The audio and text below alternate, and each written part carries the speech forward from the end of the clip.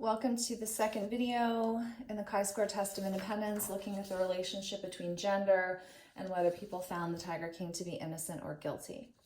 So in the previous video, we had our observed frequencies and we calculated our expected frequencies. So now we are ready to calculate our chi-square. The formula for the chi-square is the same as it was in the chi-square goodness of fit test. It's the sum of the observed minus the expected frequencies squared divided by the expected frequencies. So basically what we're going to do is for each one of these 4 cells in this table, we're going to take the observed frequency, subtract the corresponding expected, square that, and then divide by that expected. So we're going to end up having 4 short calculations here. So I'm going to start with males and yes. So the observed frequency with males and yes is 5. The expected is 3.18. I'm going to square that and divide by the expected, which is 3.18. And I'm going to label this as males and yes, just so you can see what it is that we're doing. All right, moving on, we're going to do females and yes. The observed is 5. The expected is 6.82. We're going to square that and divide by the expected of 6.82.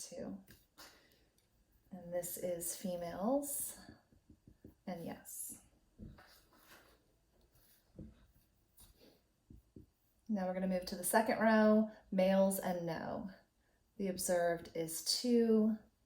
The expected is 3.82.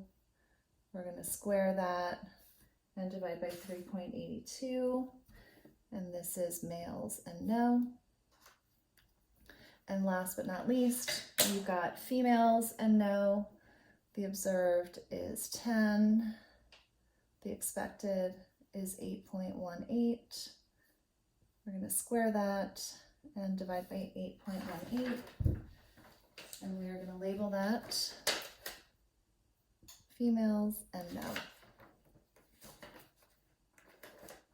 So when you do the calculations on all of these, you end up getting males and yes equals 1.04, females and yes equals 0.49, males and no equals 0.87, females and no equals 0.40. So when you add those all together, your chi-square for this problem is 2.8.